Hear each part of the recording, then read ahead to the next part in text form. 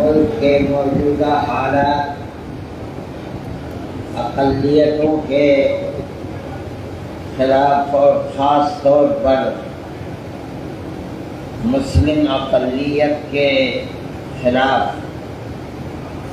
اس چیز کا شدید تقاضا بھی کرتے ہیں کہ مسلمانوں کا ایسا پلیٹ فارم جس کی 100 سالہ انتہائی قیمتی اور انتہائی پاکیزہ اپنے ملک کے لیے قربانیوں سے بھری تاریخ ہے، ان حالات کے اندر اس جماعت کا میدان عمل بھی ایک ہی ہونا چاہیے۔ میں سمجھتا ہوں کہ آنے والے وہ دن دور نہیں ہیں جب اللہ تعالی اتحاد کی صورتحال کو، جس کا ملک کے حالات ہی مقتضی نہیں ہیں بلکہ آپ حضرات کے دل کی بھی یہ آواز ہے، ہو سکتا ہے کہ مستقبل میں آنے والے قریب کے دنوں میں اللہ تعالی اس کے لیے ایسی صورت سامنے لے آئیں جو آپ سب کے لیے موجب اطمینان ہو انشاءاللہ۔ ملک کی موجودہ صورتحال میں ہمارے اکابر رحمہم اللہ کی زندگی جو ملک کے لیے قربانیوں بھری زندگی تھی، اس کو دیکھتے ہوئے خاص طریقے پر ملک کی آزادی کے بعد ہمارے سامنے ان کی زندگی کا ایک نمونہ ہے۔ ہم اس ملک کے اندر ایک اقلیت ہیں اور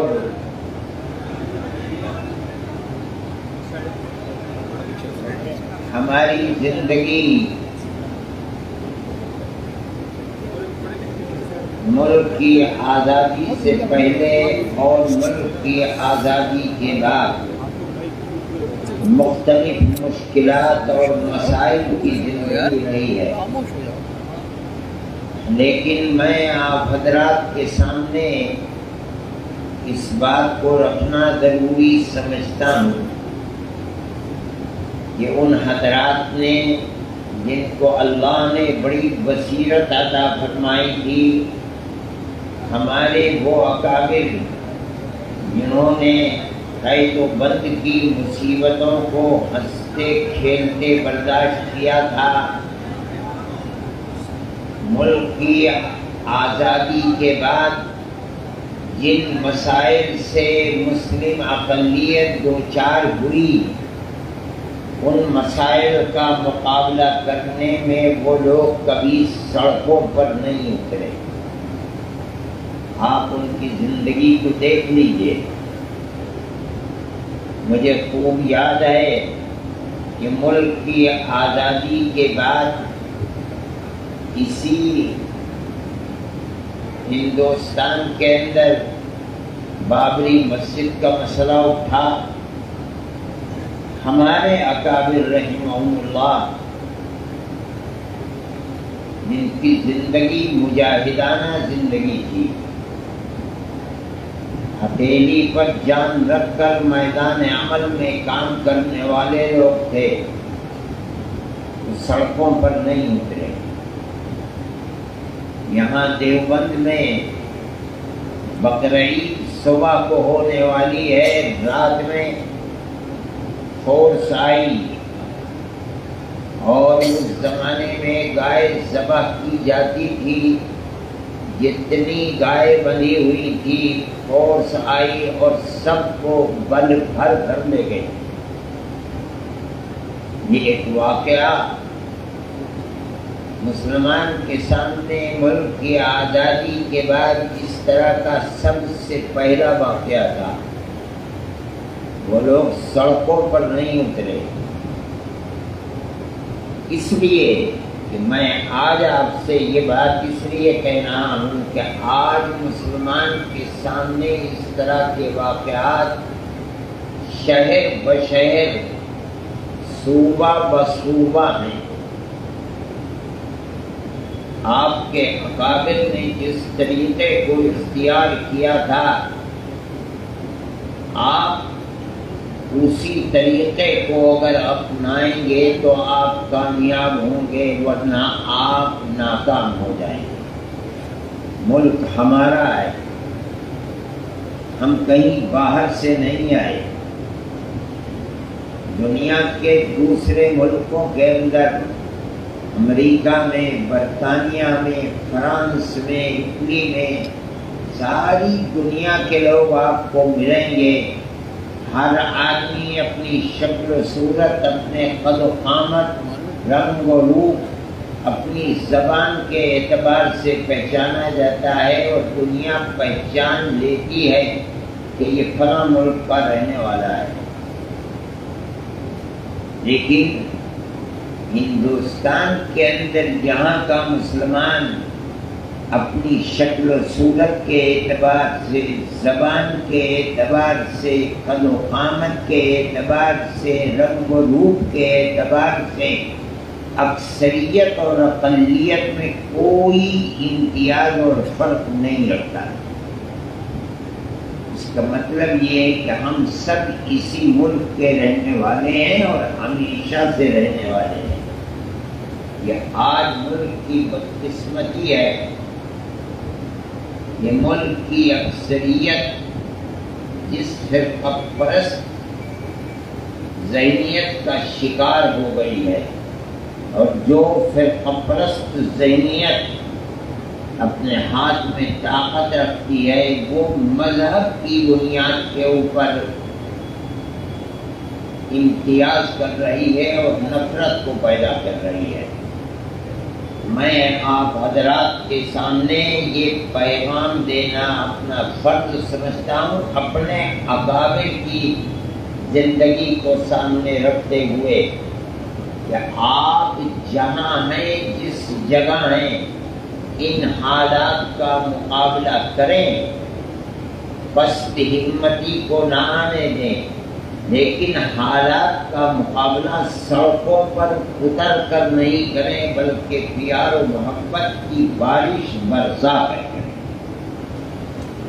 اگر آپ اس طریقے کو اپنائیں گے تو آپ یقین کیجئے کہ آپ کامیاب ہوگے، خدا کی نصرت آپ کے ساتھ ہوگی۔ صحیح ہے، دنیا کی طاقت ان لوگوں کے ہاتھ میں ہے جن کو ہم دیکھتے ہیں۔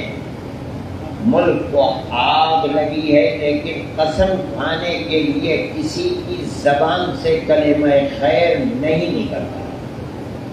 اللہ دیکھ رہا ہے اس کو، خدا احکم الحاکمین ہے، دیر ہے اندھیر نہیں ہے۔ لیکن سوال پیدا ہوتا ہے کہ مجھے اور آپ کو کیا کرنا چاہیے؟ اگر ہم اللہ اور اس کے رسول کے دیے ہوئے وہ پیغامات، وہ قرآن کی آیتیں، وہ رسول اللہ کے فرمان، جن کو مذہب کی بنیاد پر نہیں، انسانیت کی بنیاد پر پیار و محبت کی جو تعلیم ہے، اگر مسلمان خدا کی توفیق سے ہم اس کو سینے سے لگائیں گے اور مضبوطی کے ساتھ تھامیں گے، قطع نظر اس کے کہ کسی کا دین، دھرم اور مذہب کیا ہے، ہم پیار و محبت کا ہاتھ بڑھائیں گے ایک دوسرے کے ساتھ غربت کو اختیار کریں گے تو میں یقین کے ساتھ کہتا ہوں کہ اللہ احکم الحاکمین کی نصرت ہمارے ساتھ ہو، اور انشاءاللہ ہم کامیاب ہوں گے۔ آگ لگانے والے خود اس آگ میں فنا ہو جائیں گے، پیار و محبت کو اٹھانے والے انشاءاللہ کامیاب ہوں گے۔ میرے بھائی، آپ جہاں ہیں، بڑے شہروں میں ہیں تب، چھوٹے قصبات میں ہیں تب، دیہاتوں کے اندر ہیں تب، مدرسے چلاتے ہیں تب، اسکول چلاتے ہیں تب، آپ اپنے بھائیوں کے دکھ درد کے اندر شریک ہوں، ان کو قریب کریں۔ آپ دکھلائیں کہ مدرسوں کے اندر کیا تعلیم دیتے ہیں، اسکولوں کے اندر کیا تعلیم دیتے ہیں، آپ بچوں کو کیا سکھاتے ہیں، مدرسوں میں کیا پڑھاتے ہیں۔ آپ ان حالات کا مقابلہ اگر کر سکتے ہیں تو اسی طرح کر سکتے ہیں۔ جو لوگ یہ سمجھتے ہیں کہ ہمت کے ساتھ مقابلہ کرنے کے لیے سڑکوں پر اتریں، وہ انتہائی غلطی کر رہے ہیں اور ملک کے مستقبل کو، اقلیتوں کے مستقبل کو، اکثریت کے مستقبل کو برباد کر رہے ہیں۔ میرا یہ موقع نہیں تھا، میں تو ان کے بلانے کے اوپر آیا، لیکن میں نے دیکھا کہ مجھ سے پہلے آنے والے لوگ اس طرح کی باتیں کر رہے ہیں، تو میرا جی چاہا کہ میں بھی اپنے اس پیغام کو آپ کے سامنے رکھوں۔ یہ چاہتی ہے دنیا، ارباب اقتدار چاہتے ہیں کہ کسی طرح مسلمان ہندو کے مقابلے کے اوپر، اقلیت اکثریت کے مقابلے پر سڑکوں پر آ جائے اور باہم ہاتھا پائی ہو۔ میں یہ کہتا ہوں کہ مسلمان اس کو لکھ لے کہ اگر کسی ایک جگہ بھی مسلمان یہ کرتا ہے تو میں کہتا ہوں 100% کہتا ہوں کہ وہ فرقہ پرست ذہنیت کو تقویت پہنچا رہا ہے۔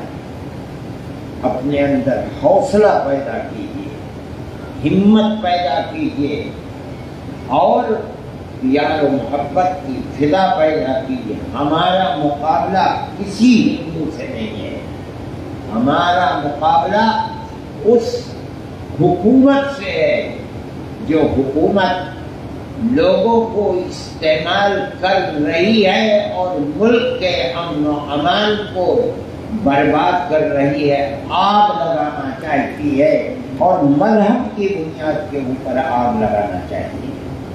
ہم اس کے مقابلے کے اندر کورٹ میں جائیں گے، ہر کورٹ میں جائیں گے، لوور کورٹ میں جائیں گے،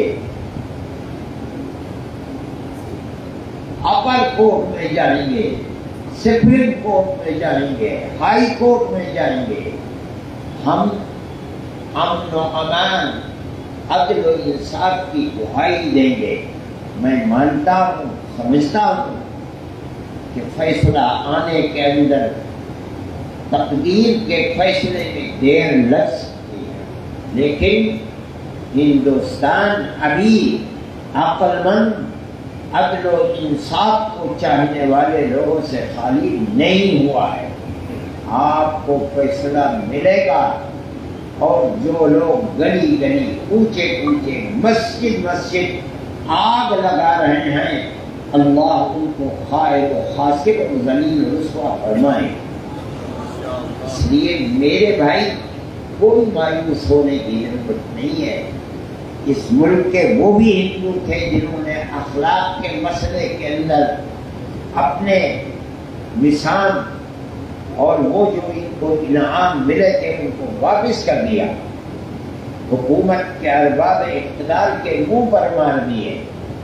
وہ بھی لوگ آئے جو سینکڑوں کی تعداد میں بڑے بڑے پڑھے لکھے لوگ آئے، اور انہوں نے صدر جمہوریہ کو ارباب اقتدار کی طریقہ کار کے خلاف درخواستیں دی ہیں. جو جہاں بیٹھا ہوا ہے وہاں اس کو برا سمجھ رہا ہے، اور آنے والے وہ دن جو ملک کو سری لنکا کی طرح سے بربادی کے کنارے پر پہنچانے والے ہیں وہ اپنی آنکھوں سے دیکھ رہے ہیں. ہم ان حالات کا مقابلہ کس طرح کریں؟ میں اپنے اکابر کے طریقہ کار کو سامنے رکھتے ہوئے میں یہ سمجھتا ہوں کہ طریقہ یہی ہے کہ ملک کی اقلیت، اکثریت اور عوام کے مقابلے کے اندر سڑکوں پر نہ اترے. ہمارا جہاں کہیں مقابلہ ہوگا حکومت سے مقابلہ ہوگا. ہم حکومت کو 10 مرتبہ طاقت کے ساتھ، اخلاق کے ساتھ سمجھائیں گے، بتلائیں گے کہ تم اپنے زبان پر جو تم نے تالے لگا رکھے ہیں اس کو توڑو. ملک کی بربادی کے لیے نہیں، آبادی کے لیے اپنے اقتدار کو کام میں لاؤ. نہیں لاؤ گے تو دیر ہے اندھیر ہے ملک برباد ہو جائے گا، کنگال ہو جائے گا، تباہ ہو جائے گا. نہ اکثریت اکثریت رہے گی، نہ اقلیت اقلیت رہے گی. جو ملک کے حالات ہیں ان کو سمجھیے. میں بھائی ہونے کی حیثیت سے آپ سے کہتا ہوں کہ آپ مقابلہ پیار و محبت کے ساتھ کریں تبھی آپ کامیاب ہو سکیں گے. جمعیت علماء کا یہی ایک پیغام ہے، میرا پیغام نہیں ہے، جمعیت علماء کے بزرگوں کا یہ پیغام ہے، ان کی زندگی ہے. انہوں نے کبھی اس چیز کو سامنے نہیں رکھا کہ وہ سڑکوں کے اوپر اتریں اور سامنے آ کر کے یہ بات کریں. نہیں، بابری مسجد کے مسئلے کو پہلے دن وہ کورٹ کے اندر لے گئے اور جمعیت علماء آخری وقت تک کورٹ ہی کے اندر اس کو رکھے. جو لوگ اس کو سڑکوں پر لے کر کے آئے، میں نام لینا نہیں چاہتا، کچھ زندہ ہیں، کچھ دنیا سے چلے گئے، انہوں نے اس مسئلے کو خراب تو کیا ہے لیکن اس کو کامیابی سے ہم قرار نہیں کیا. میں آج بھی یہی بات کہتا ہوں. ہو سکتا ہے کہ جو لوگ آپ میں ہیں ان کے جذبات بھی ہوں. میں اگرچہ ایک بوڑھا آدمی ہوں لیکن میرے سامنے ان اکابر کی ایک زندگی ہے، اس لیے میں معافی چاہتے ہوئے اگر میری یہ بات میرے بعد احباب کو گرا گزر رہی ہے تو میں معافی چاہتے ہوئے معذرت پیش کرتا ہوں اور جمعیت علماء ہند کے اکابر کے اس نظریے کو پیش کرتا ہوں کہ کبھی اقلیت اکثریت کے افراد سے لڑ کر کامیاب نہیں ہو سکتی. ہماری لڑائی ملک کے اندر جب بھی ہوگی حکومت سے ہوگی. حکومت ہماری ہے، حکومت سے ہم لڑیں گے. اگر حکومت ہمیں ہمارا حق دے گی ہم تالی بجائیں گے، اگر ہمارا حق چھینے گی ہم اس سے لڑیں گے. عوام سے لڑنا ہمارے لیے کبھی فلاح و بہبود کا سبب نہیں بن سکتا. میں اپنے ان کلمات کے ساتھ میں پھر اللہ کی ذات سے توقع رکھتا ہوں کہ آنے والے دن آپ حضرات کے لیے خوشخبری کے دن ہوں گے انشاءاللہ. اللہ تعالی ہم سب کو اپنے فضل و کرم سے نوازے اور اللہ تعالی ملک کے اندر مسلم اقلیت کو مضبوط سے مضبوط تر فرمائے اور اکثریت کے دلوں کے اندر اقلیت کے ساتھ چھوٹے بھائی کی طرح زندگی گزارنے کے اندر نظریے کو پیش کرنے والا بنائے. وآخر دعوانا ان الحمد للہ رب العالمین وصلی اللہ تعالی علی خیر خلقہ سیدنا محمد وعلی آلہ واصحابہ اجمعین. میں پھر آخر میں یہ بات کہتا ہوں کہ میں نے ایک نظریہ پیش کیا ہے اور بس میرا ایک نظریہ ہے، میں اس کو ہر جگہ پیش کرتا ہوں. اگر میرا یہ نظریہ آپ حضرات میں سے کسی کے نظریے کے خلاف ہو تو میں معذرت چاہتا ہوں اور دعا کرتا ہوں کہ اللہ اس ملک کو پھلتا پھولتا ملک بنائے، یہاں کے سب بسنے والوں کے دلوں میں ایک دوسرے کے ساتھ پیار و محبت پیدا فرمائے، اور وہ پرانی پیار و محبت کی تاریخ جو اس ملک کی بڑی قیمتی تاریخ تھی، اللہ اس تاریخ کو زندہ و جاوید فرمائے۔ وآخر دعوانا ان الحمد للہ رب العالمین۔